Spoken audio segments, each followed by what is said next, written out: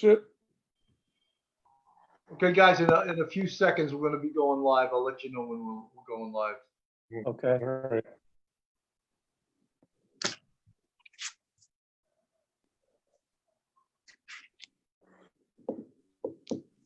Okay, guys, we're live. Hey, what's up, everybody? Hello, and welcome to another episode of Police Off the Cuff After Hours.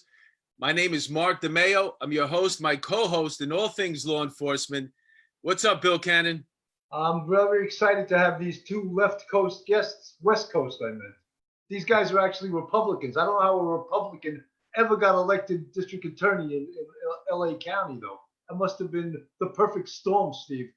Okay, so Yeah, before we start, let me introduce you guys.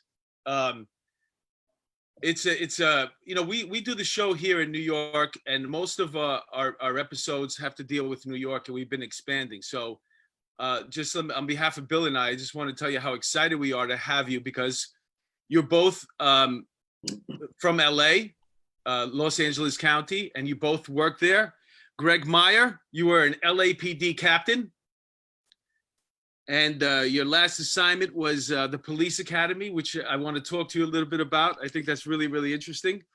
And Steve Cooley, you were the LA County DA, and you wrote a couple of books now, and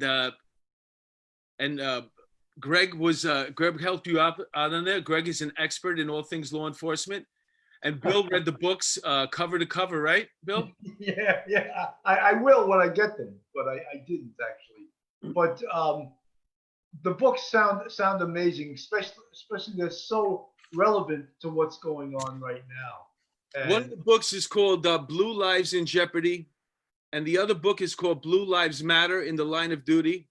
They're part of a Blue Lives series of books, and one of the authors is Steve, right, Steve? Right. Myself and Bob Shern, we co-authored the books. Blue Lives Matter in the Line of Duty was the first book. The second book was Blue Lives in Jeopardy, when the badge becomes the target. And these books basically deal with the killing of an assassination of police officers. That's correct. It's all murders of law enforcement officers in Los Angeles County over the years, and we've selected them based upon the notoriety and the unique facts of the cases. And then we brought in Greg Meyer, renowned use of force police tactics expert, to write a lessons learned component at the end of each chapter of the book.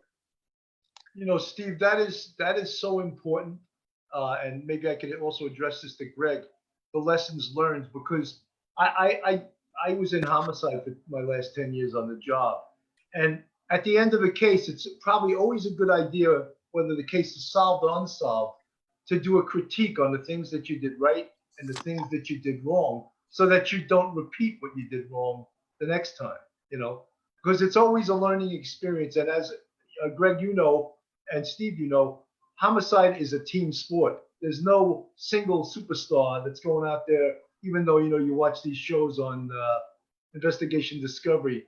I have one guy in mind who's personally solved 400 murders, which is now bullshit.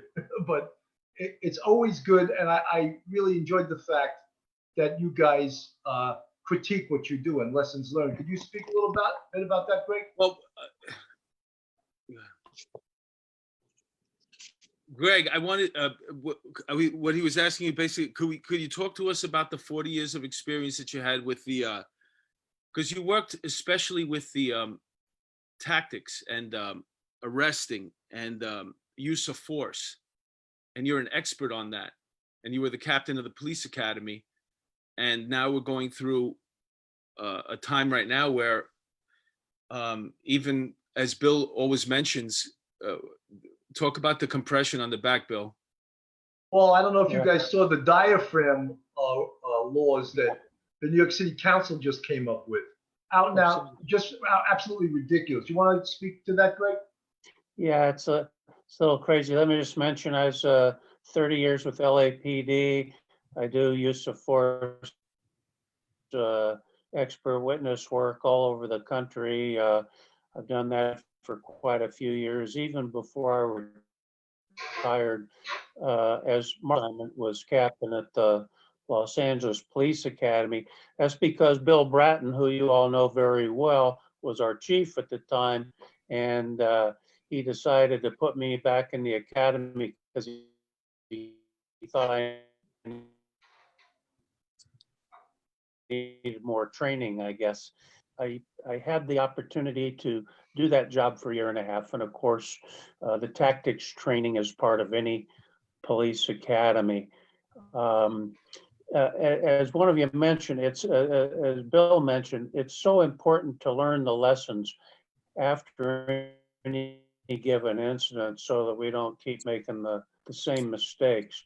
I just want to give you a quote from a close friend of mine from tactics from the Los Angeles Sheriff's Department, retired expert that some of your audience will know his name also. He says, "We dishonor the fallen if we ignore the lessons that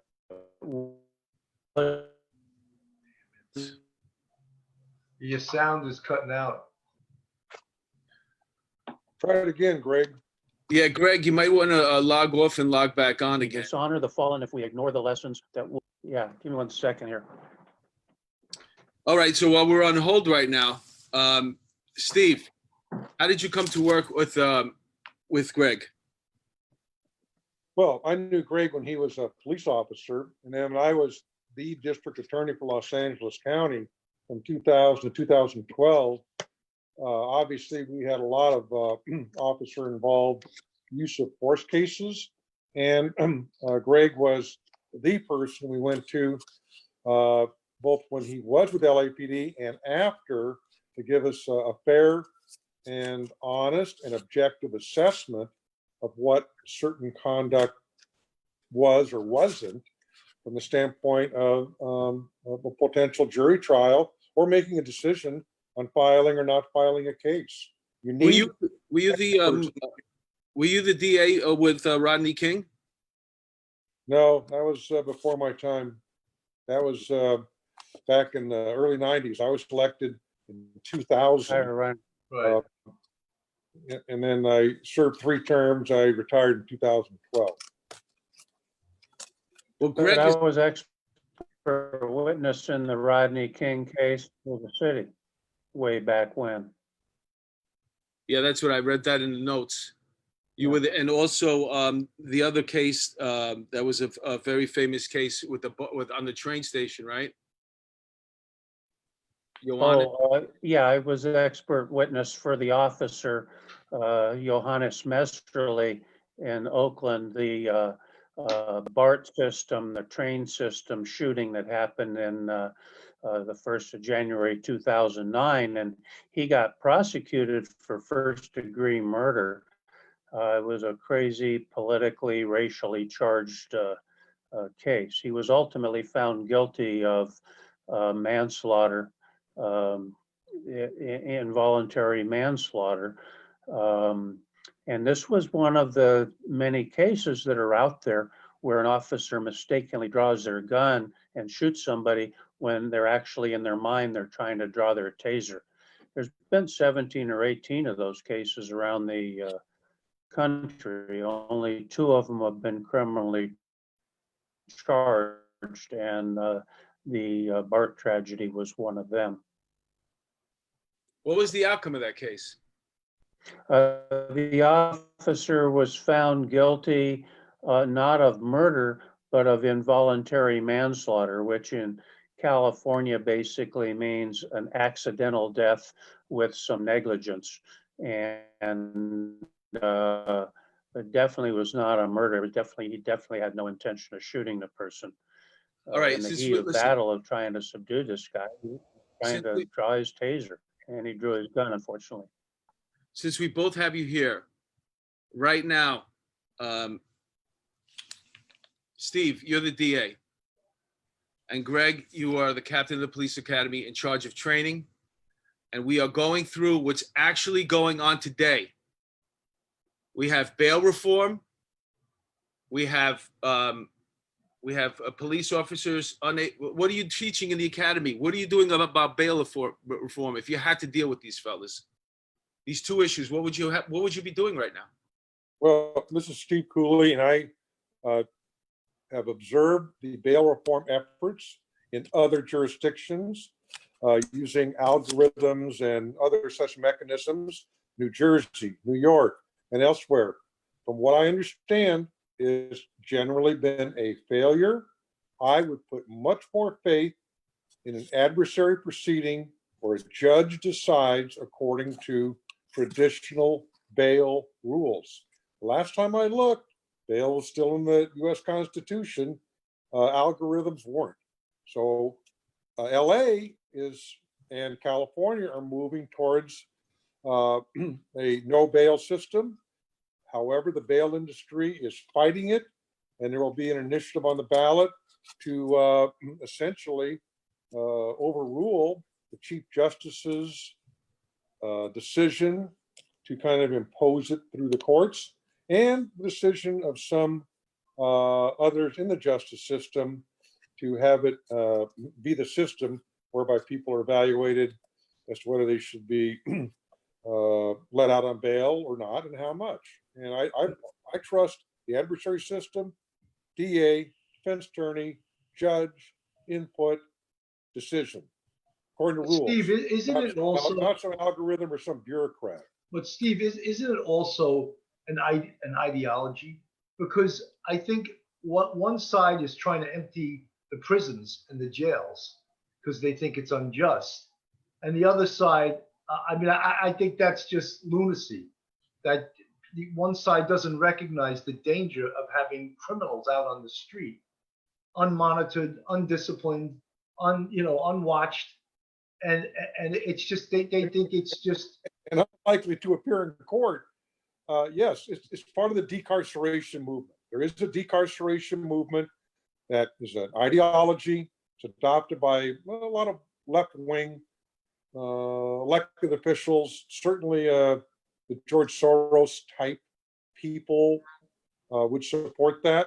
I think anyone with real experience in the justice system and public safety would reject it on its face. It's pretty It doesn't work. disturbing when you see what's happening in New York City right now. I mean, I came on the police department in 1985, and CompStat started in around 1990, and every year they lowered crime, every single year, to the point they lowered it 70% in 30 years. And now they're going to give it back in 2 or 3 years. It's unbelievable. Well, when I was the DA of LA County, we had the lowest crime rate year after year after year, the lowest crime rate in 60 years. And that's because we were putting the right people in prison for the right amount of time. The system was working and selecting those who should be on probation and those that should be in prison. And now California, with Governor Brown, Newsom, our majority Democrat state legislature, we're definitely moving away quickly from those safe days. We're going to have a public safety crisis here in California. In fact, we already have one. It's just going to get worse and worse. No doubt about it. Across the country, what I'm seeing here the last couple of months is with respect to police tactics and training, I'm seeing several things, and a lot of them are not good. You're having decisions being made by politicians and activists, politicians that are sympathetic to the activists, and between them, they have no idea how police work is done. And history is repeating itself in several ways. You go back into the early 1980s in Los Angeles, in LAPD, carotid control hold was a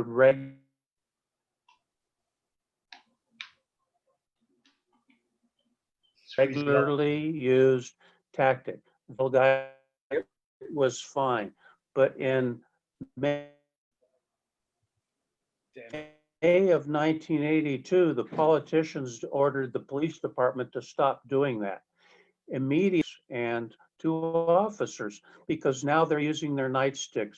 Now they're using karate kicks. We had some tasers, but not enough to go around in those days. And so the injuries just absolutely skyrocketed. All right, so we get used to that. 9 years later, along comes Rodney King on the videotape, and everybody goes, oh my God, how did that happen? If Rodney King had had a carotid hold put on him when he started resisting, you would have never heard the name Rodney King. There would not even have been a videotape. It would have been over. He would have been in the backseat of the police car before the man across the street ever cranked up the video camera. So here we are, New York and other places, many other places around the country are saying, okay, take away the carotid control hold. Well, I'm saying, been there, done that. Get ready for more injuries to your officers. Get ready for more injuries to their suspects. And that's not what's intended, but the decisions are being made by people who absolutely have no idea how to subdue someone. And now you mentioned the diaphragm law in New York that just got signed. I mean, I've been following that very closely. That is totally irresponsible. How in the heck are you going to subdue someone who wants to resist you that has to be taken to the ground, or someone that fights you that has to be taken to the ground, if you can't put your knee on his back or his butt or any of the pressure points without you being criminally charged? That's And crazy. Greg, You might as well just let the guy go. I think it comes back to the bigger picture of what we've been seeing probably for a couple of years now is the war on police. There is definitely, we were discussing it. It started in New York when the guy poured the bucket of water on the cop, and Oh, the yeah. things they've been getting away with. And it's just, there is recognizably, and not just in New York, but nationally, a war on the police. And Yeah. using force is like, it's like a dirty word. And, policing is a contact sport, but the public doesn't want to see the contact, but they just want the results. They want the arrest. They want a safe environment, but they don't want to see the contact, which brings us to maybe more non-lethal devices. Hey, Greg, speaking of non-lethal devices, the other day I saw a video. It was in New York City. In New York City, it was at a protest, and they were after some guy. The taser came out right away, which was interesting because it kind of sort of ended the whole physical confrontation. As the guy ran away, as soon as the officer was going to put his hands on him and try to subdue him, instead of that, he just hit him with the taser, and the guy fell, and they were able to cuff him. So my point is, you're an expert on tasers. You did that for your whole career, even getting shot with the taser on a number of occasions I read. But do you think that's going to happen, that we're going to go to the taser right away now? Yeah, I don't know. You're probably going to go, if you're not going to have a situation where it's safe, because you'll get criminally charged if you do it, to take somebody to the ground and put your knee on their butt or their back while you're handcuffing them, which is the standard way of doing it. Maybe they will automatically go to more tasers, but still, when you're getting the person handcuffed while they're down, how are you going to control them? Because the taser is not going to be on the whole time. It's very, very challenging to try to picture what it's going to look like to control someone on the ground if you can't put a knee or any kind of pressure on their back or their butt or anything like that. It's kind of a ridiculous policy, or now I guess it's a law. I'd hate to be the first guy that tries to do that, and then some prosecutor says, "Oh, or you're violating the new law." It's also, parenthetically, it's hard for me to see any prosecutor with a reasonable brain actually charging an officer with doing that. They already have the first guy. Oh, An officer was arrested right. for putting a guy in a chokehold, and the guy was a career criminal, and he got arrested again a few days later.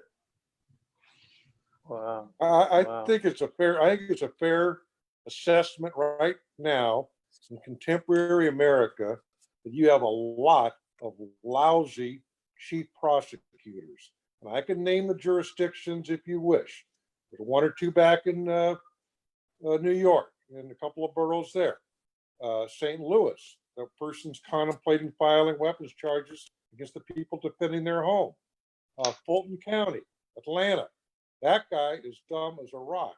Chicago, if you ever hear her speak, she doesn't know what she's doing. There are some Philadelphia, they're falling apart with that defense-oriented, left-wing, ideological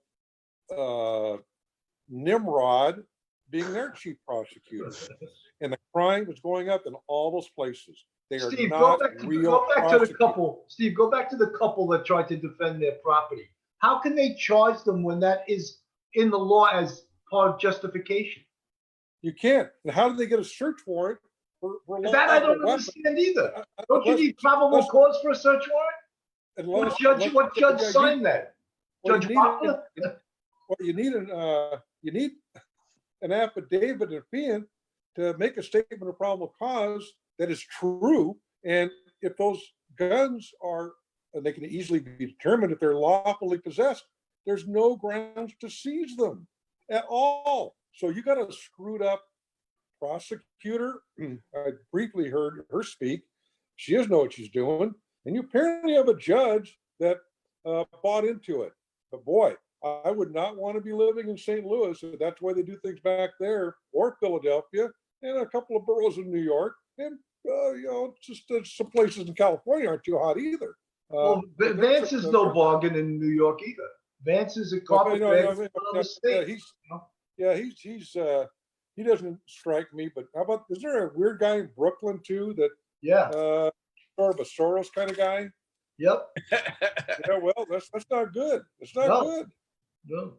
You never have to wonder where Steve Cooley stands on these issues. I'll tell you that. That's why I was elected by the landslide over and over again. Steve, how did you ever get elected to 3 terms in California being a Republican? How did that happen? In California, district attorney is a nonpartisan race by law.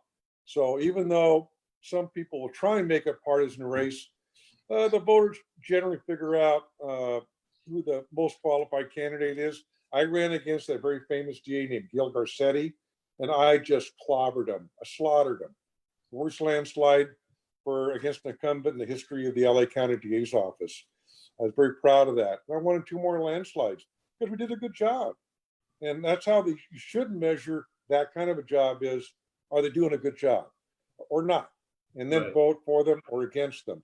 But when you politicize a prosecutorial office or a police agency, that is a downhill direction. You don't want to go there. And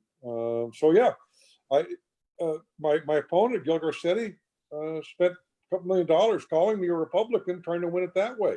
He got his ass kicked. Hey, didn't you go up against Kamala Harris? Yeah, for Attorney General.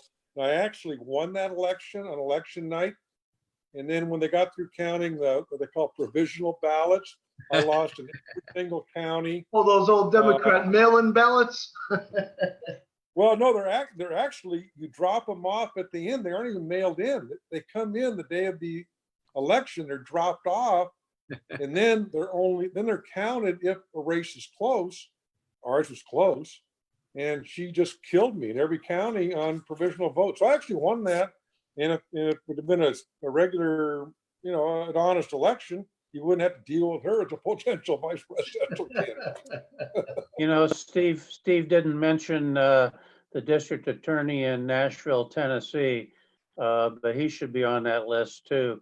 I'm currently involved in the defense of a young officer charged with first-degree murder in Nashville. He's chasing a suspect down the street.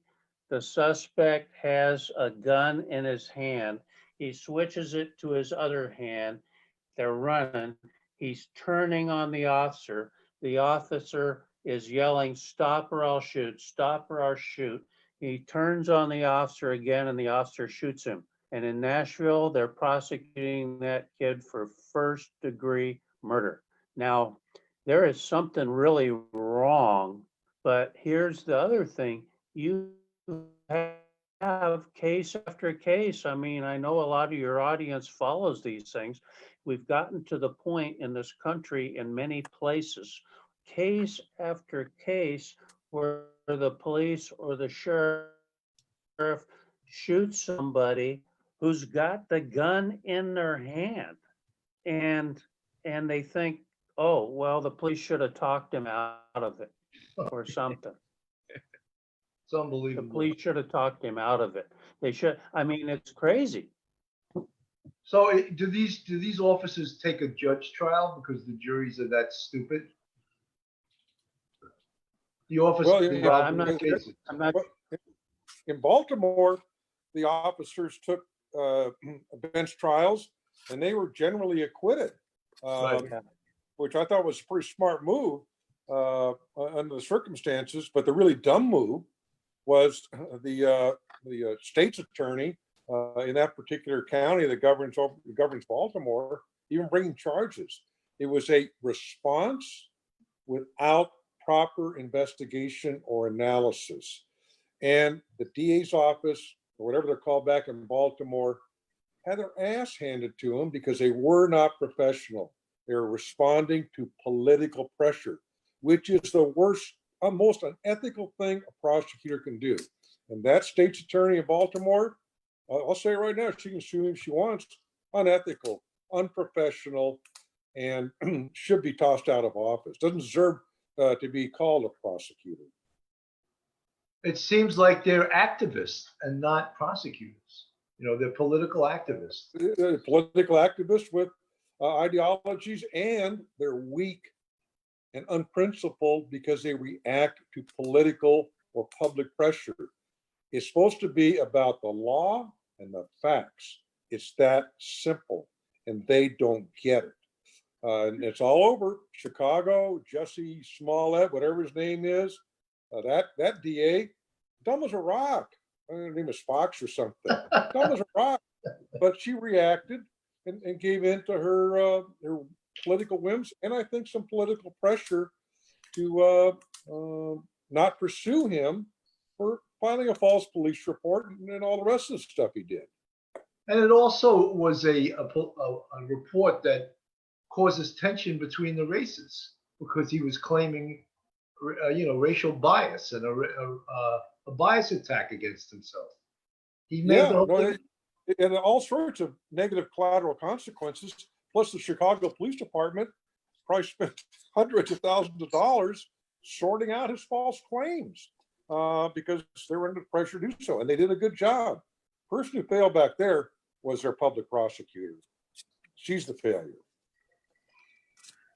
It's unbelievable. And that's the second largest jurisdiction in the United States of America. Los Angeles is the largest by far, but Cook County, Chicago, that's number 2. And they're led by someone who really is not qualified or well suited to be a public prosecutor. Right.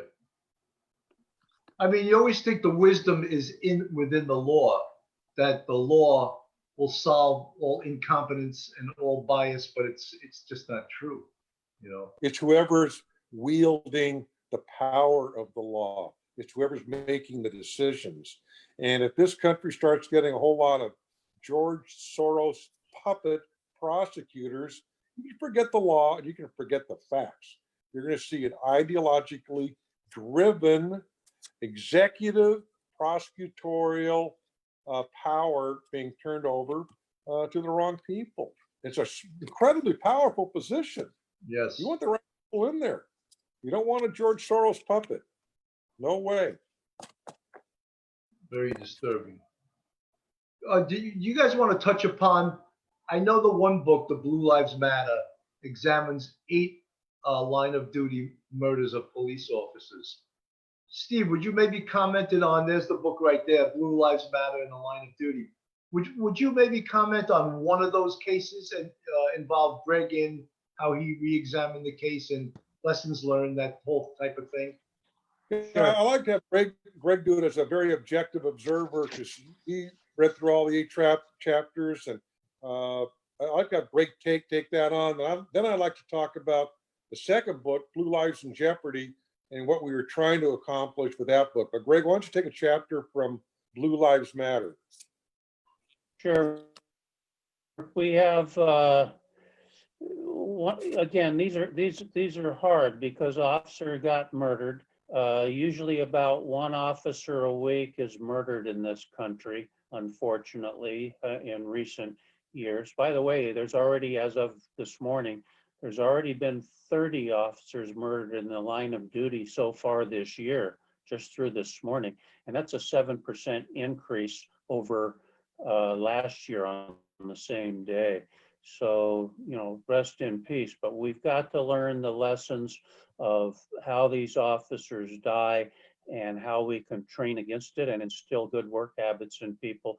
Because frankly, most of our officers die for the same reasons over and over. And not all of them are preventable, but many of them are preventable. Here's an example. We have an officer working alone in the middle of the night in a commercial area, closed down factory area, basically. There's little traffic or legitimate activity. He's just driving down the road. He sees 2 men and a woman walking in this closed area, and he decides to stop and investigate. He did not radio in his location or why he was stopping them. He did not request a backup unit. And he picked one of the male suspects out to do a frisk search, a cursory search for weapons. For reasons we cannot know, the officer was either unaware of, or he allowed the killer and the killer's girlfriend to walk up on him while he was searching the other guy. And of course, the killer just walked up to the officer and killed him with 1 shot to the head. Now it got solved because the girlfriend got nervous and started talking to people and all that. But it's like, you can't do that, guys. Basic tactics. You're stopping somebody, you're by yourself, you're stopping somebody, you got to let communications know what you're doing and where you are. And maybe before you even stop 3 people, when you're by yourself in the middle of the night, maybe you need to radio in and say, hey, send me a cover unit, a backup unit, Right. so that we can take care of business here. That's just, one of many examples of how we lose an officer tragically and maybe unnecessarily. And it's what these books are about, is we get right down into the nitty gritty, thanks to Steve Cooley and Bob Shern, the primary authors, intense research and writing. We get right down into the details of how the incident happened. Details that nobody's going to read in a newspaper or Right. see on the TV news when they talk about the officer getting killed. And then we look at, okay, what could have been done different to save that life? And that's what these books are all about, is trying to save the lives of officers while they're out there doing that increasingly dangerous job. And I'll tell you, it is increasingly dangerous. Just like violent crime is going up all over the big cities in Minneapolis, and all the demonstrations and burning police cars and burning police buildings and attacking officers. Violent crime is going up, in New York better than I do. I mean, it's up 2.5 times the same period last year, the number of shootings and all that stuff. Yeah. I'm afraid that it also means that more and more officers are being attacked, and we're going to lose more and more officers as a result of what's going on here. So we really got to be on guard for it and be as tactically proficient as we can. Yeah, and the second book is called Blue Lives in Jeopardy, When the Badge Becomes the Target.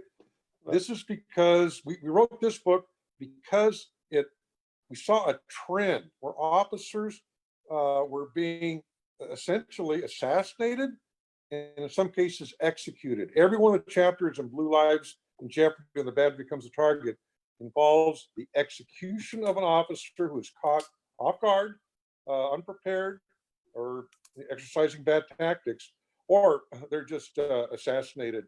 And we saw that trend throughout the country, and we saw examples of it in Los Angeles County. So that book focuses on that particular aspect of the murders of police officers. In many of the cases, the officers, in fact, in most of the cases in the chapters in that book, the officers never got their gun out of their holster. Well, it's happened in New York. The most recent was Mia Sosa's Familia in Yes. the Bronx, and she was executed. And then Wen Jen Lu and was it Yeah. Lopez was I forget the other officer's name, but out and out assassinations of police officers. This was things that were happening There in was the a recent 60s. one. There was What's a that? recent one. Cop went to a domestic violence call just last week and was ambushed. As soon as he got out of the car, they ambushed him. There was an assassination. There was no call there. This is the same, this is what I was saying about the same things keep happening. History keeps repeating itself. I mean, you guys in NYPD know, and I know clear over here on the left coast, in the early 1970s, I think it was in NYPD, 2 officers at once. And BLA. you've seen it since then. These are tough. We've just got to keep teaching our people and our new people. Hey, let me ask Steve. You know, now that we're getting into this, the federal government said they were going to make Antifa. We need to I'm not sorry. forget the lessons.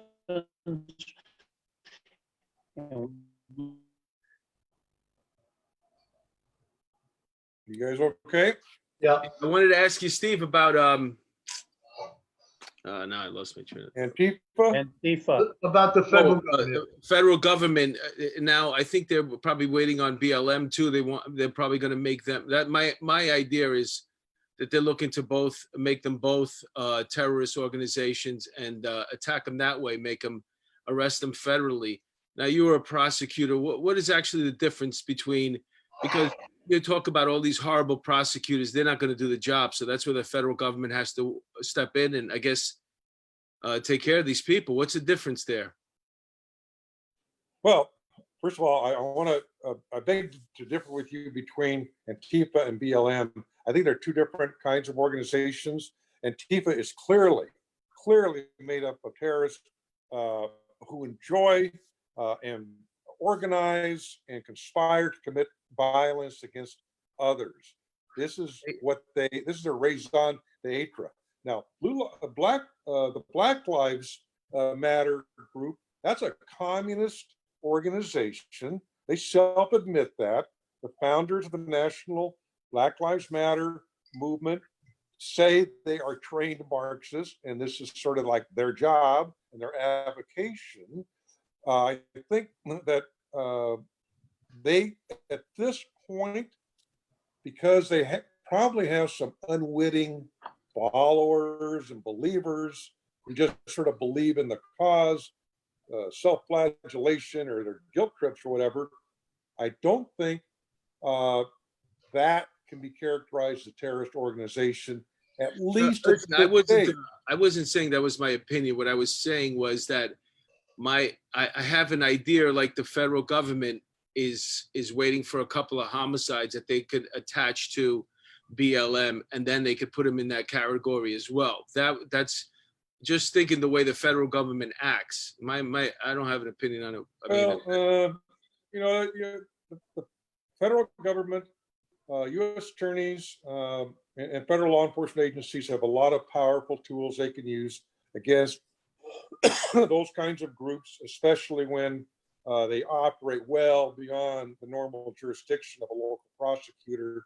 That's my point. That's my point. In order to Right. prosecute it and shut, obviously, Antifa down, and then if there's a lot of violence that they can attached to BLM, it would probably like to do the same thing. Use Well, those yeah, they federal. gotta treat them like gangs. They've done a Yeah. pretty good job of going after some of the international gangs that maybe came from LA but end up in Virginia. They're pretty good at that. So treat them like gangs or organized crime. Well, how about yes? Racketeering. How about using the RICO statute? Yeah, RICO, obviously, racketeering, influence, know? corrupt organizations. That's what they are. They commit multiple felonies in the furtherance of a grand conspiracy. Those are powerful laws, and the feds know how to use it. And at least now we don't have some screwed up people at the top of the FBI. You know what I'm talking about. Yeah. I think we have some legitimate, honest leadership now that aren't on some political agenda. So yeah, I'd like to see the feds, all their different agencies, ATF, ICE, FBI, all do their thing, and Well, hopefully, Steve, how does local law enforcement stand by and watch them rip down statues and just let them do it? How is that okay? I don't get it either. That's a crime. It's called vandalism. When a crime is in progress, you as a law enforcement officer are supposed to stop it. The only thing I can think of is one, either they're getting the wrong signs from their political leadership to stand down, go light, do whatever, let it burn, we'll fix it later kind of stuff. That could be part of it. And the other part is the cops are just outnumbered, and tactically it's too dangerous to move in. And that's a possibility. They're just outnumbered. Well, Steve, So I like to talk about that. All the tools that the NYPD has learned in disorder control, there was a chief named Louis Anemone. I don't know if you remember him, but he was a real hard-charging chief. He was one of the biggest experts in disorder control in the world. And when he looked at this, we spoke to him about this.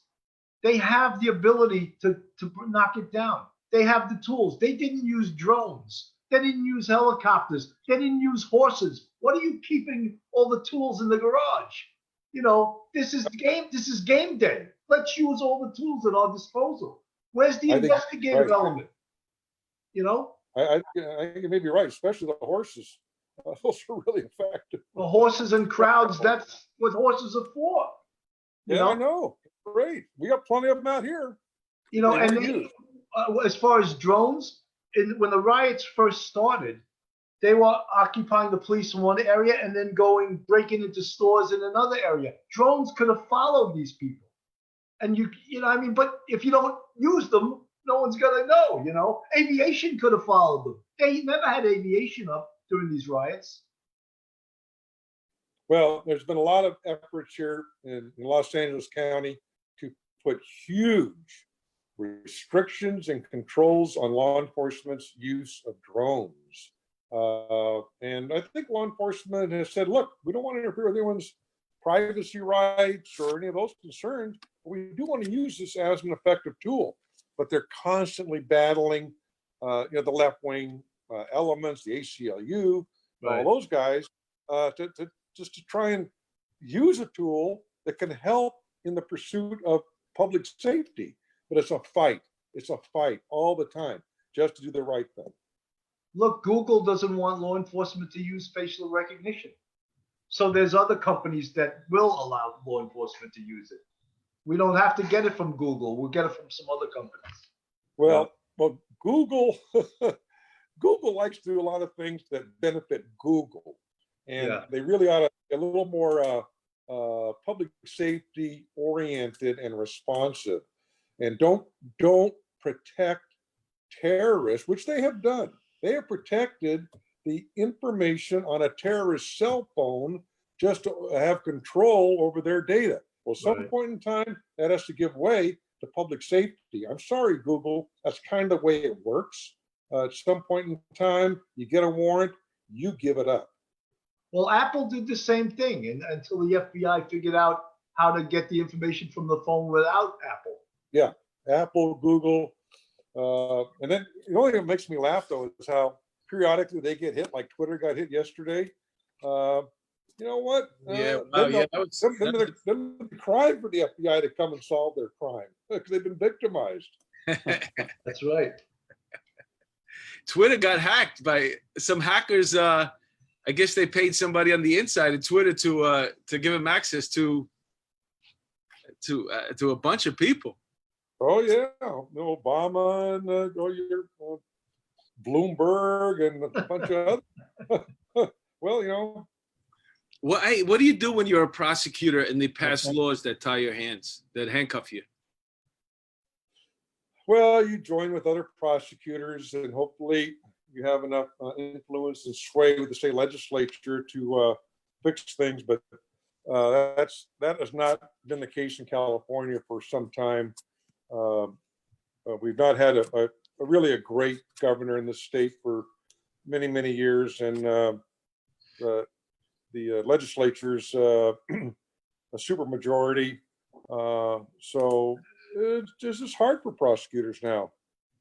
But some crisis will occur, and maybe those dumbos will wake up and do the right thing. That's how it has to happen. You know what's Or funny the that you mentioned that, back. Steve? Pardon me? You know what's funny that you mentioned that a crisis has to occur. So we're seeing crime going up in all these neighborhoods, and like for example in New York City, the shootings that have gone up. The people that have been killed overwhelmingly are people of color. So let's say it was like 95% black deaths, including a 1-year-old, and the other 5% was Hispanic. So, and these deaths are basically, they're mounting.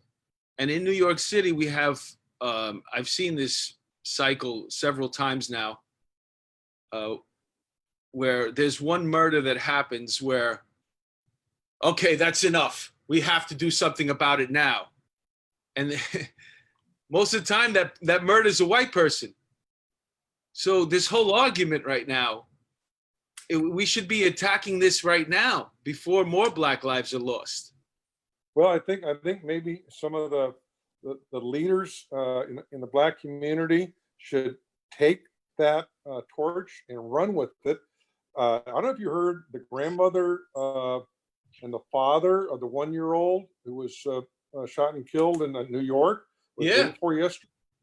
They were eloquent in saying this has got to stop. The grandmother said, "Hey, babies' lives matter," and that's the message that has to go out. Chicago is a killing field. Heard someone call it Chicago is like a circular firing squad with the deaths, all the shootings and all the deaths. 64 shootings, 16 deaths in 1 week, over and over and over again. This is a serious problem, but I think people like the grandmother, the 1-year-old, have to keep getting the message out. Stop killing our babies. Stop killing them. Well, Stop Steve, killing also, others.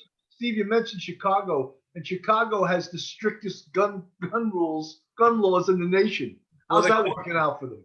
They're trying to come up with new gun legislation now. Yeah. This week, they want to come up with new gun legislation. Well, no. Well, let's not go. We can talk about that all day long too. Let's talk about the police stuff. But well, crazy. My point, Lewis, you remember in New York City, we had Dinkins as a mayor, and that's when it was just like it's beginning to be now. Every day the homicides coming on the news and reporting these horrible deaths. And most of the time it took place in the minority communities. And then all of a sudden this couple comes here from Utah to go to the US Open, and it's a family. Watkins was their name. And somebody tries to rip off the mother's purse. The son steps in, gets stabbed right in the stairwell of the subway. And that was it. That was it. We got to change it. And then after that point, everything changed. Like, enough is enough. And that's my point. It's like, why can't we do something now before it gets freaking crazy again? Why do we let this happen? And I'm talking not we, but the elected officials. How about get rid of your mayor for starters? He's a loser. He's an embarrassment. I don't know how do you do that? He's not public safety oriented. He's anti a police officer. That's clear. Yeah. That's clear. We know which side he's on. Get rid of him. They got rid of some other bad guys. They got Giuliani in there way back when. He and Bratton did a pretty good job straightening things out. And you know, it went from Washington was the murder capital of the United States. Then it was New York was the murder capital of the United States. Then it was Los Angeles, the murder capital of the United States. And things happened for them to lose that title. In California, it was tough laws, 3 strikes law, tough prosecutors, a lot of laws against gangs. That's how our murder rate went way, way down, about 300%. 300%. But you know something, Steve, in New York, these politicians are so nuts that they don't even want the police department tracking gangs. Like keeping, you keep a dossier on gangs. Right. They don't want them doing that. These people are out of their minds. They made him They- dilute the whole whole database, the gang database. Well, we've got a guy running for DA in LA County right now. His name is George Gascon. He's a George Soros puppet put up by George Soros, and he'll get a lot of money from Soros. That guy has said when he becomes LA County DA, no death penalty. They're going to eliminate the hardcore gang division, which is really big and tough and good and successful. Eliminate them. And also, he's not going to enforce any of the gang enhancement laws that we all fought so hard to get appropriate sentence for gang members. So you watch LA, if this guy gets in, you can just kiss us goodbye. Kiss us goodbye. We will once again be the murder capital of the United States. Well, is that because it's an elected position that Here's- you'll basically like give away the farm just to get in office? No. Most of our elected DAs have been really good DAs. And the last thing you want in LA County is to have the DA appointed by the Board of Supervisors, because basically nowadays they're kind of so left wing. You'd end up with someone just like George Gascon. You're better off having the people elect their sheriff and elect their DA, because at least then, once in a while, they can use the ballot box to get rid of the bad ones and get in the good ones. The Well, I don't know. amazing, Go ahead, I Dom. say the amazing thing in Los Angeles County is we have a wonderful DA for the past almost 8 years. She replaced Steve Cooley. She's female, she's Black, and she's a tough prosecutor. And you've got this outsider coming in trying to knock off a female Black. I mean, it's totally ironic given everything that's going on in the country here. I know, right? You figure Amazing. It's just amazing. Well, in New York City, one of the perfect storm is that they just got rid of anti-crime, which is probably the Yeah. toughest unit the NYPD has. Every single precinct in the city had an anti-crime unit. They're the ones that go out after the guns, the street robberies, the Right. assaults on the street. They just disbanded them. People no uniformed cops are not gonna. They don't have the time to go, 8-9 hours in a tour going for guns, doing car stops, that type of thing. So people aren't afraid to carry guns right now. So that's why there's going to be so much more, a disrespect on the street now into a shooting, where maybe, someone would have to go home to get their gun. Now they're carrying it on them. So that little bump into someone, oh, there's the guy that dissed me last week, I'm going to shoot him. Because anti-crime is the unit that kept these people from carrying guns. And now it's chaos. It's not going to happen, Yep, chaos. Stop, question, and frisk. I will admit, as a New York City retired sergeant, that was overused. It was totally overused. And you know what they say, you overuse it, you lose it. And that's what happened, because they made it a numbers game, But stop, Yeah. question, and frisk is so damn important, especially in getting guns off the street, You know what? I've been asking our guest this. I think it's a very important question. So, Steve and Greg, where would you move right now? Coeur You could d'Alene, pick a place. Where would you move? Last well, I heard- I need to go to a state that doesn't have state income taxes. That would Yeah, Really I be got to nice. do that too. I got to do that. but too. then be somewhere where the crime rate's real low. So I'd say something like an Idaho, as long as there's no state income tax. The state income tax in California pushing 14%. Oh my Just God. terrible. Greg, Just ugly. how about you, Huh? Greg? Where would you go? I don't know. I'm pretty happy sitting here in Glendale, California, where I'm at, right next to city of Los Angeles. I'm close to Burbank Airport, but I can't fly anywhere.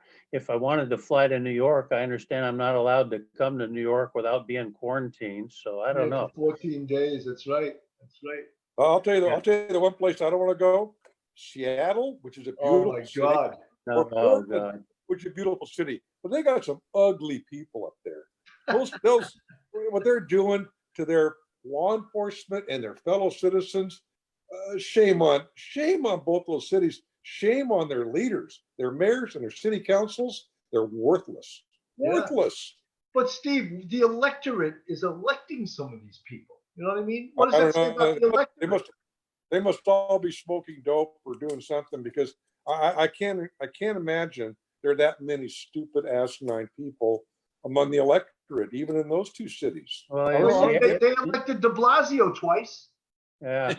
They, Well- you know, I guess they loved him so much they elected him again. And you know what's scary? You know who? If De Blasio is recalled, there's a guy named Jumaane Williams that would become the mayor. That guy's just Well, as bad or worse than De Blasio. Well, I find that hard to believe, but if you say so, I believe it. History in the next election. Seattle, they- Well, I don't know. Are the New Yorkers into self-flagellation and guilt so much that they re-elect a guy like De Blasio? Yeah, Or well, obviously, yes, did- they did. They reelected do him. you guys have term limits back there for mayor? Yes, he has like, Oh, I think he has 15 months left. well, you can probably survive him, but boy, what a loser. Yeah. He'll get worse as he goes out. I mean, Oh, thanks, One Steve. question in my, oh, by the way, in Seattle, I think they're probably drinking too much coffee. They're famous for it and it's gone to their brains. I Maybe think that's the I problem. think it's, But one, I think it's on a, yeah, it's and a reading lot for Madden. of people are moving. A lot of people are moving from California to Arizona and Texas. I know that. I know I have several friends that have done that actually fairly recently. But one question that's in my mind about this diaphragm law in New York City, where you can't, put your knee or anything on the back of the suspect while they're resisting and you're trying to handcuff them, is can the police associations, the unions, whatever you call them back there, are they able to take that to court and fight it? Because I'll tell I you, think that I is think they're going to so try. out to lunch. They're certainly going to try, but I don't know what their legal standing is to file a Yeah, I law. don't know. I don't know. I just cannot conceive of how you would subdue somebody without being able to put your knee on your back while you're handcuffing them. There is no, you Sure, can't. you don't leave the knee on the back forever, wait on the back forever. You don't put the knee on the neck and hold them down for 8.5 minutes like the Right. tragedy in Minneapolis. Every cop I know thought that was wrong. I mean, the unions and management all say, okay, that was wrong. And of course, that's the incident the last couple months that set off this whole conversation. But frankly, if it wasn't that incident, it would be something else. The tensions were getting ready to boil over. But some of this reaction, the anti-police reaction and restricting the police and tactics reaction is not well thought out and is literally dangerous. Yes, we've got to find ways to get rid of problem officers if they're not fixable. Yes, we've got to find ways in states that have officers going from one job to another without their history following them. Yeah, that's got to be fixed. Yeah, there's too many arbitrators and civil service commissions. When a chief or a sheriff fires somebody for good reason, they overturn it and put the guy back to work on the public payroll. And yeah, there's ways to fix those things. But defunding the police, I don't know about that. Sure, maybe we don't need to go to as many mental health calls. Who's going to go to those? But guess what? They're going to get hurt, Yes. Yeah. Homeless Yeah. calls. We never wanted to handle the homeless situation anyway. It got dumped on the police. But, the homeless people, at least in Los Angeles, we have a whole lot of the murders in Los Angeles are homeless people knifing each other to death. Right.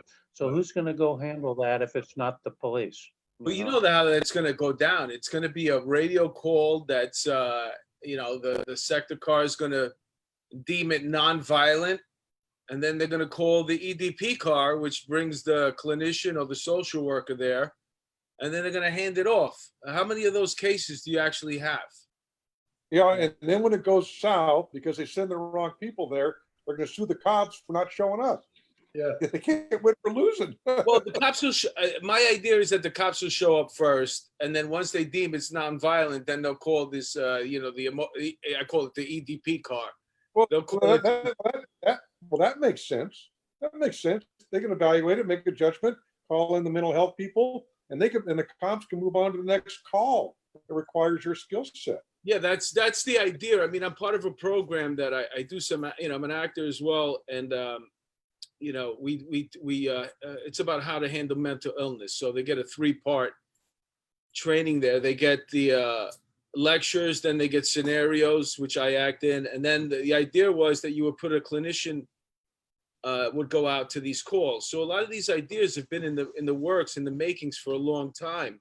It's not new. But the problem is, I guess that 3rd part never got implemented because I guess they were trying to figure out like who's liable. I can only imagine they're trying to figure out who's liable.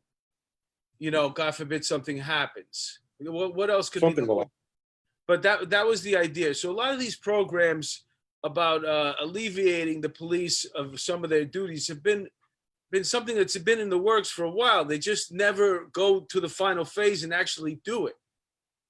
Because nobody wants to spend the money. No, but something, no matter how much training you have, with the rules and they're putting the police following these tactics that the city council is saying, specifically the diaphragm law, you can train a guy till the cows come home. No one's going to be able to get someone cuffed that doesn't want to be cuffed with that diaphragm law. And then I think they should call the city council when they get some jailhouse jack just got out of prison and he doesn't want to be cuffed. Call the city council, let them cuff him. Well, since Greg, you were the captain of the police academy. I'm sure during your tenure there that you were approached by many, many companies that probably wanted to introduce you to some non-lethal weapons that maybe you could make part of the LAPD. And I see that no police department around the country has used like the bolo wrap or any one of these things that could apprehend people without actually putting your hands on them, or at least initially.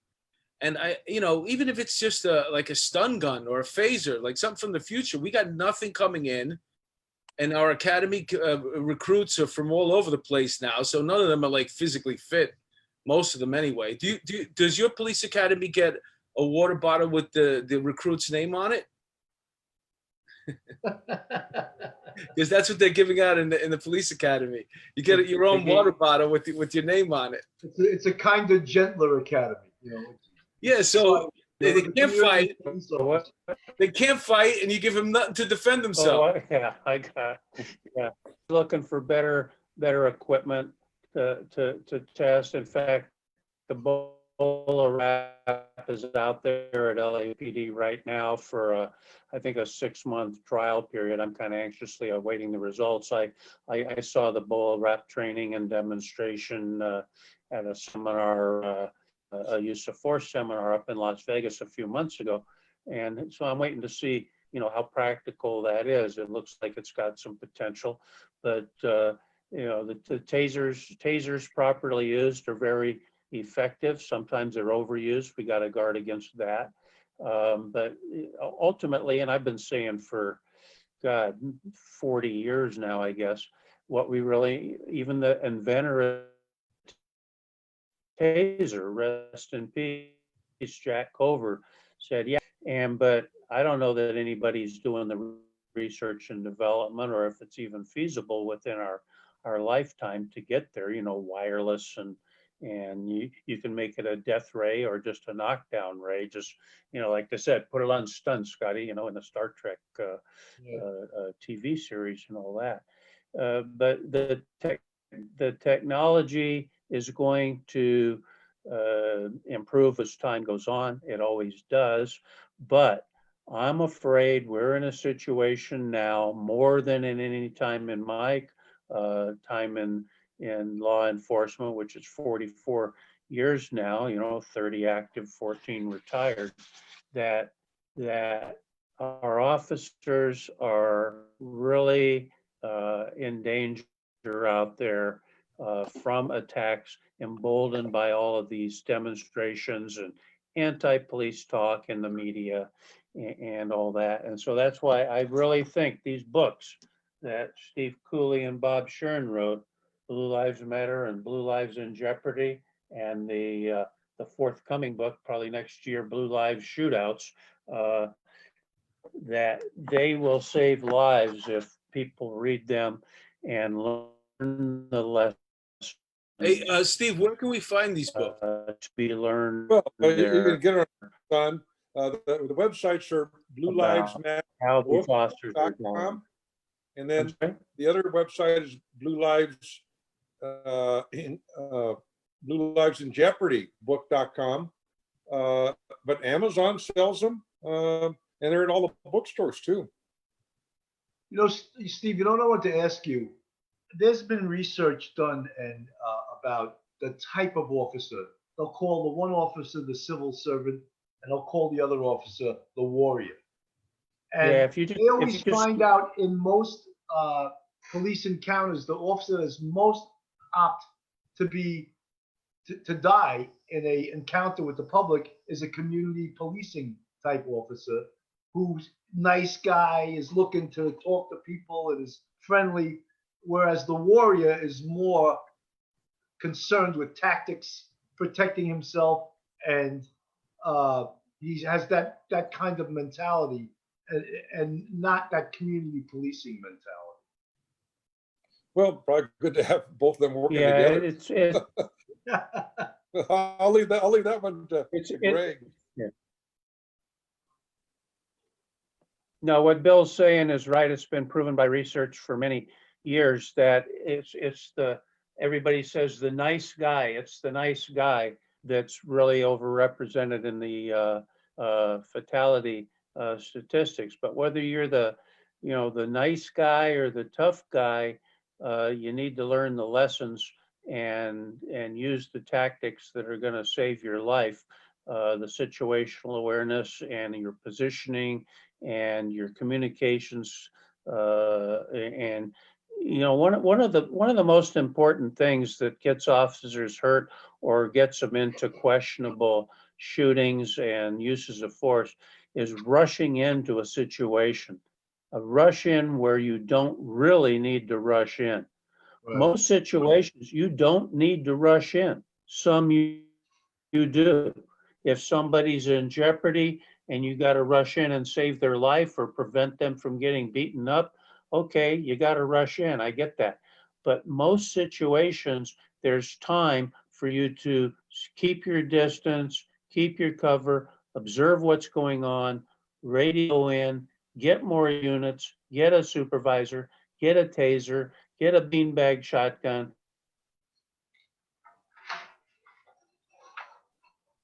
Whatever, before you rush in. That one awareness of that one fact would save a lot of guys a lot of trouble and a lot of lawsuits, as well as injuries or even death.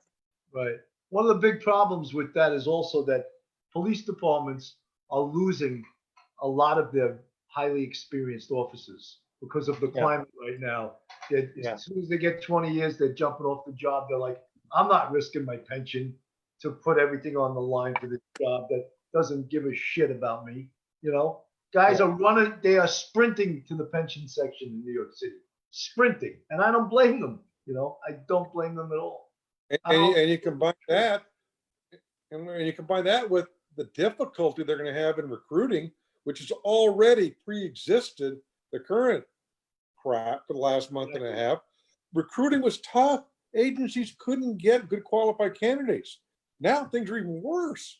Right. After people watch on TV what's been going on, so you got people leaving early, sprinting away. No one wants to come in. This is not a good scenario. No, and they want you to get your own liability insurance now because they want to take away qualified immunity. Brilliant. That is none of your fruitcake. Whoever's come up with that idea does not understand the dynamics of the law and how it works, and how in the United States of America you can file any kind of lawsuit you want. And what you say in your complaint or your allegation, your legal paperwork, you can lie because you're protected by litigation privilege. So you can file your lawsuit, but then the poor officer has no real protection with qualified immunity that the courts would otherwise give him. It is a recipe for disaster. Recipe for disaster. Just when you think it can't get any worse, they add one more thing, Yeah, I know. It's amazing. I have a very hard time understanding this take away qualified immunity argument from my point of view and the work that I do as a consultant and expert witness. The media keeps telling you, because the activists and the takeaway people keep telling you, oh yeah, well, qualified immunity means that you can't sue the cops. I go, well, that's interesting. I've done over 300 cases where the cops get sued. So what does that mean? I mean, it's the argument is founded on a lie. Of course you can sue the cops. Anybody can sue anybody. Yeah, it's a standard whereby the court can determine that is functionally a frivolous lawsuit according to the law and experience. That's all it is.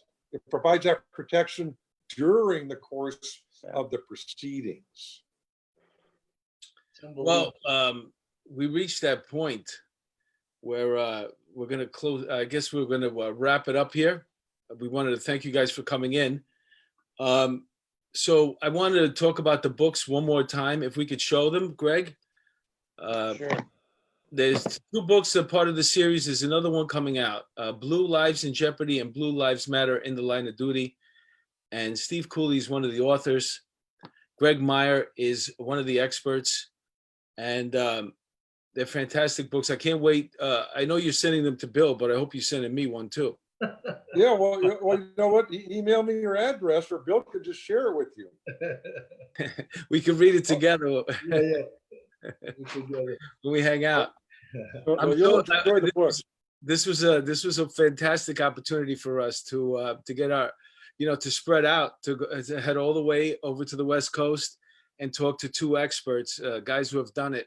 That's what our show is known for. It's about people always admire the guests that we have, and we did it again. Bill always does it. Bill gets the guests. Most of them, our producer Pam gets the guests for us too. But this was fantastic, man. Thank you guys for being part of our show. Okay, let's do it again, you guys. And before you guys go, I just wanted to ask you, like, in closing, and this could be for. Hope you didn't run away, Steve. I just wanted to ask you in closing, and this goes for both of you. What happens now? What is law enforcement's future now? Is it doomed? Are the cities going to become so dangerous that they're going to force these nutcase politicians out, and they're going to go back and reverse these crazy laws that they're trying to make? I mean, what happens? Well, I think the pendulum. Well, go ahead, Greg. Go ahead. I say it's the pendulum is just swinging the wrong way right now. Probably harder and worse than Steve and I have seen it in our lifetimes and career. It's going to have to swing back. I don't know when. I don't know what that's going to look like. But you know, crime is going rapidly up. Violent crime is going rapidly up. And the public's not going to stand for that long. I know your audience is probably mostly cops. Yes. Anybody that's ever been a cop knows that Black Lives Matter. We're the ones that are there 24/7 to try to protect those lives. And For the sure. Hispanic lives, and the Asian lives, and the American Indian lives, and dare I say it, the white lives. It's like we're there trying to protect and serve in the community. I have a clip from when George Floyd's brother, after the tragic death in Minneapolis, testified in the House Judiciary Committee about the tragic loss of his brother. And he said these words, I have them committed to memory. He said, "My brother's life mattered. All our lives matter. Black lives matter." Nobody's going to call George Floyd's brother a racist for saying that all lives matter, but that's where we're at in this country with some people. They don't get it, that cops are the ones that are out there in those communities 24/7 trying to save everybody's lives, including Black lives. And right now, we're cutting these officers off at the pass. Violent crime is going up. We're going to a very bad place for a while. I hope not forever, but for a while we are. That's And I want to say one more thing about the books. The public and the media don't seem to understand the facts of life and death on the street that confront our officers every day and every night. But many officers who are now dead in their graves, they know the dangers, and it's too late. And we have to learn from them. Remember, we need to learn the lessons so that we can protect future officers' lives. And that's what Steve Cooley's books are all about. I recommend them. Steve, Thanks, final Greg. words? Well, I think just remember that one word, pendulum. It does swing. Hopefully it'll swing back. And it's got a lot of swinging to do up in Seattle, Philadelphia, Portland, and maybe if we get the wrong DA in LA County, we're going to do a little pendulum swinging down here. But, you know, there are great places in the United States of America where things aren't out of control. There are good places like Nebraska, Idaho, South Dakota. I don't know.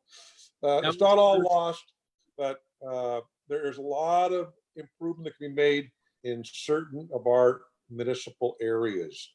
Minnesota started this mess and it spread like a wildfire. And I think we're going to have to deal with it, recognize that it is a force, and then defeat it because it is an evil force. Yes, it is. Certainly. All righty. So there you have it. On behalf of Police Off the Cuff and Steve, I wrote that Idaho, Nebraska. What was South Dakota? South Dakota. South Dakota. All right. And Arizona, I remember earlier. It's too hot. Too hot. And do they tax your pension there? I don't know. Got to look all these stuff up. So not only do we talk about law enforcement, we also give people great real estate advice on where to move to right now.